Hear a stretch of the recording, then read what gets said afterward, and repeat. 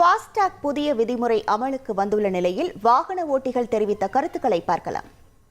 முன்கூட்டியே ரீசார்ஜ் பண்ணல அப்படின்னா அதுக்கு வந்து ஃபைன் போடுவோம்னு சொல்கிறாங்க. இதெல்லாம் வந்து ரொம்ப தப்பான விஷயம். அது நாங்கள் ஏற்றுக்கவே முடியாது. மோட்டார் நடத்துறதே ரொம்ப சிரமத்தில் இருக்கும். இதெல்லாம் அவங்க வந்து மேலும் மேலும் எங்களுக்கு தான் மோட்டார்காரங்களுக்கு தான் ஃபைன் போடுறாங்க. நீங்கள் கன்சிடர் பண்ணி எங்களுக்கு கொடுக்கணும்.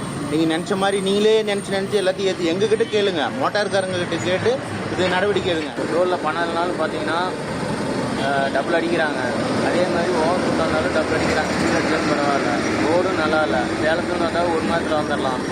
இது பைபாஸ் போட்டு ஒன்றும் பிரயோஜனம் கிடையாது. எங்களுக்கு கஷ்டம் தான், ரொம்ப இதாக தான் இருக்குது. ஆனால் இது வேஸ்ட்டு தான். காற்றடி போனாலும் போயிடலாம், டக்குன்னு சிங்கிள் பேமெண்ட் கட்டிட்டு போயிடலாம். இது டபுள் போட்டு சாவடிக்கிறாங்க. ஆனால் இது வேஸ்ட்டு தான். திடீர்னு காசு இல்லாமல் கூட இருக்கும். நாங்கள் வந்து எங்களுக்கு தெரியாது, ஓனர் தான் போட்டு விட்றாரு.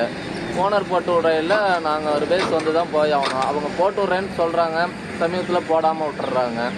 அப்படி இருக்கிற பட்சத்தில் 2 டோல் எடுத்தோம்னா அவங்க டோல் பக்கம் வராத, வேறு ரோட்டில் வான்னு சொல்கிறாங்க. அது எங்களுக்கு ரொம்ப சிரமமாக இருக்குது வண்டி ஓட்டுறதுக்கு. ஃபாஸ்டாக் முறையே வேறு மாதிரி மாற்றி அமைக்கணும்.